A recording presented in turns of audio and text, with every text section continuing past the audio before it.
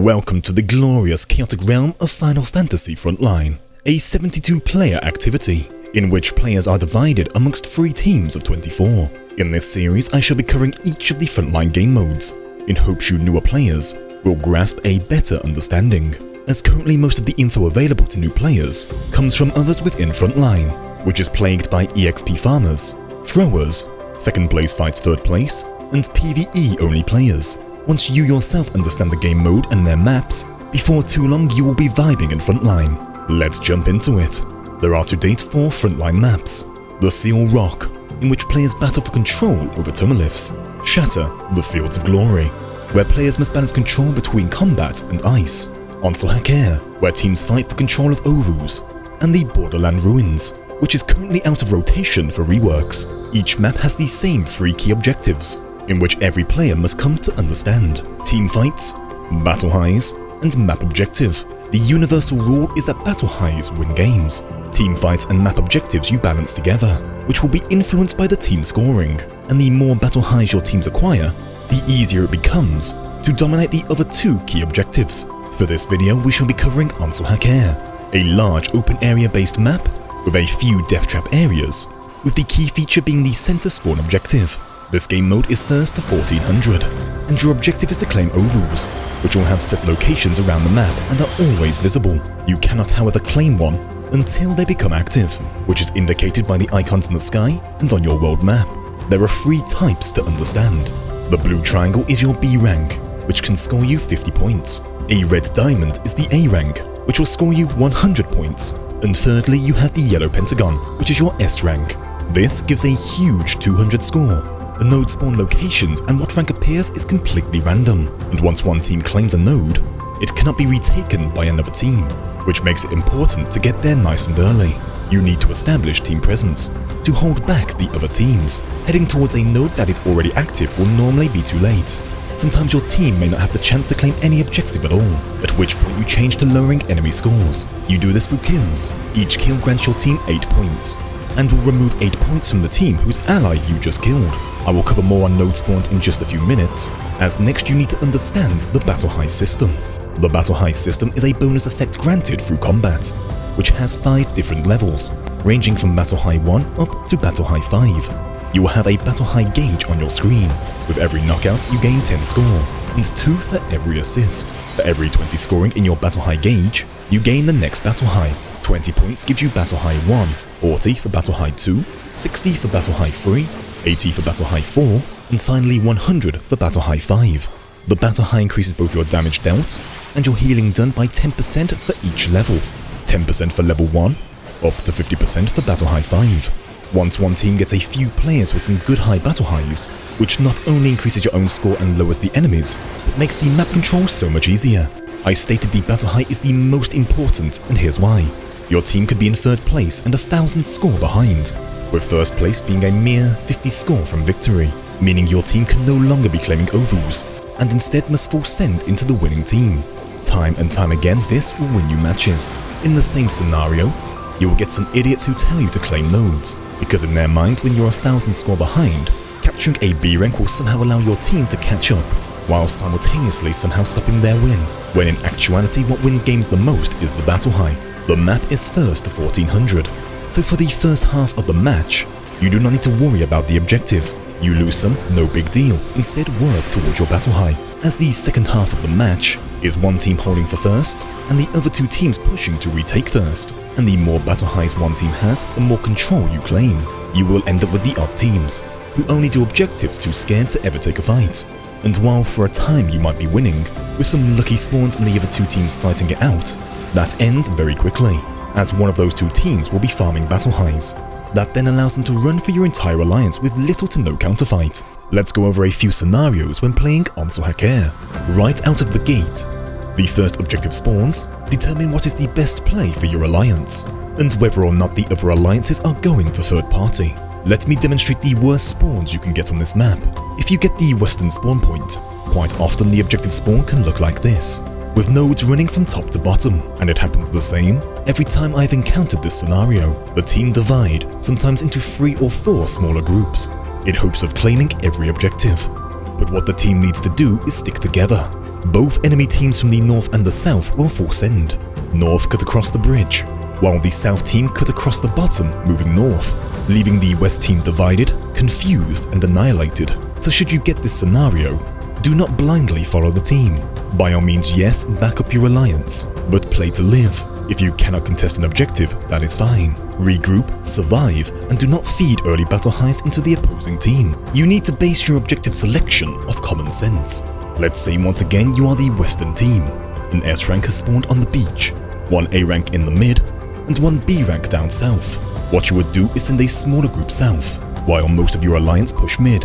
You can expect both the north and south spawn to go for the S rank. Should that be the case, and they do not come to contest midpoint, you leave one or two behind to cap, and you and your team move into third party. Your goal here won't be to claim that S rank, but to rather strike hard and strike fast, snag some easy kills and then fall back. That scenario gets you point advantage and early battle highs. You then fall back ready for new spawns. Center point is the most notorious. Many cry in matches calling it a trap. However, you cannot be blindly giving it up. But if one team got there early, it becomes incredibly difficult to contest. Honestly not worth unless the third alliance also pushed to 2v1. I myself will contest mid just long enough for the third alliance to move in. With them engaged, my team gain more time to go around capturing zones uncontested. And if you stall well enough, oftentimes your team can still move into contest right after. Pinching, often referred to as flanking, is when one team rotates to move in against another alliance, trapping them between both teams. You see this often at the start with aggressive and coordinated teams, as well as towards the end of a match, when you need to stop first place from winning. You can achieve these based off objective spawns. Let's say the south team are leading with 50 points from victory. The last objective they need is on their hill to the north. The northern team are moving south to contest, so you and your team from the west spawn would move south and then cut east. You can then strike them from the side, or loop behind cutting off their retreat. There are so many different scenarios you will encounter, all of which are based off the scores and locations of teams and objectives, so do not play linear, bouncing from spawn objective to another spawn objective. Push with the team, and be on the lookout for commanders.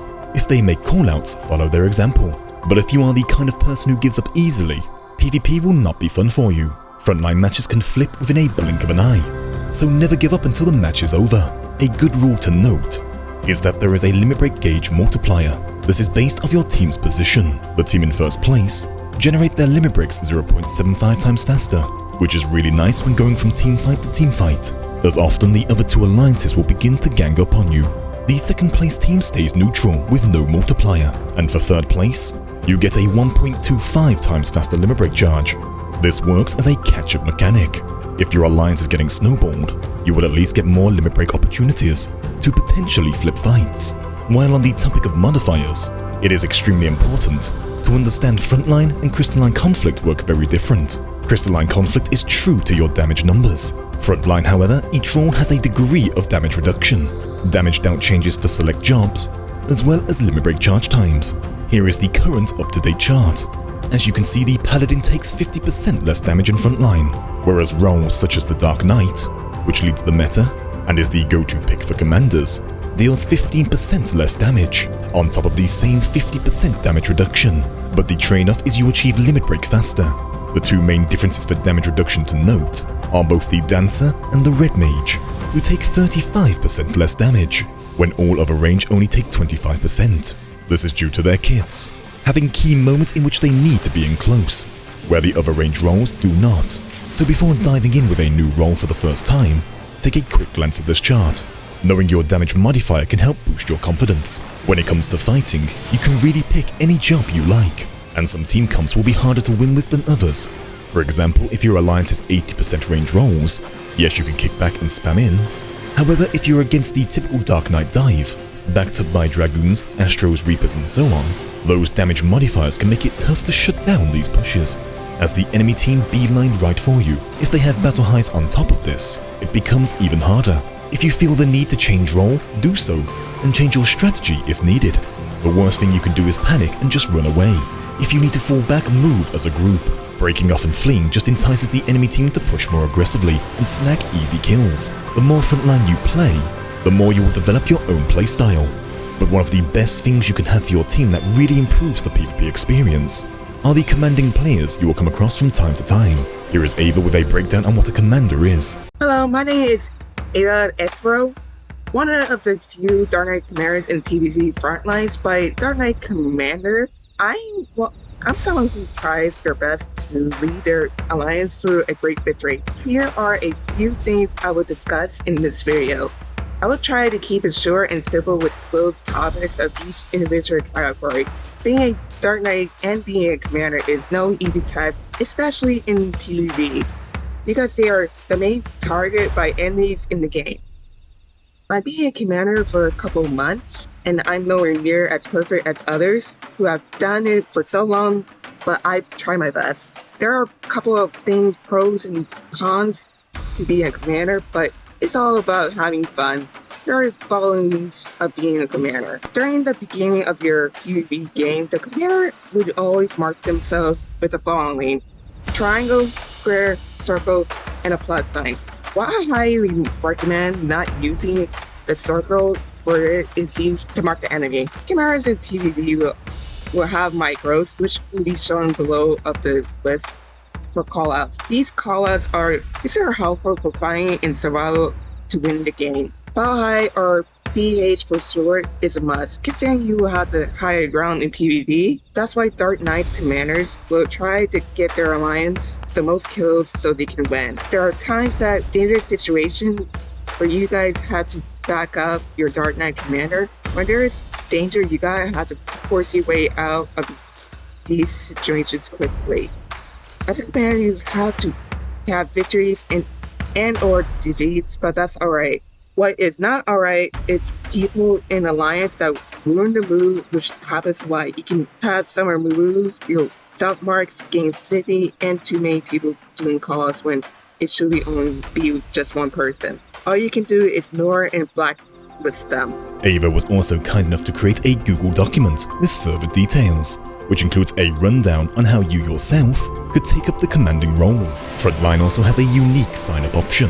Not only can you go in as a group of 4, you can also play Frontline while leveling your other jobs. The role you sign up as is the job that will receive the XP. For example, if you sign up as a Viper, then inside of Frontline switch to a Dragoon. At the end of the match, it is your Viper that will receive the XP. Also in Frontline, there is no limit to how many times you can change role. The only requirement is to be in your spawn. So if you are out on the battlefield, as long as you are not in combat, you can then use your return to get back to spawn. I shall not be covering how to play each role, as there is simply too much to cover. However, if you need help learning a role or deciding what to play, make sure to check out my other videos, as I have advanced guides dedicated to each job. And for anyone who would like to support my channel further, I have recently set up a Patreon, where I shall be uploading videos free from ads. Thank you all for watching. Let me know down below in the comments how you yourself are finding Onsal Hakair. Happy hunting, and I will see you all in the next one.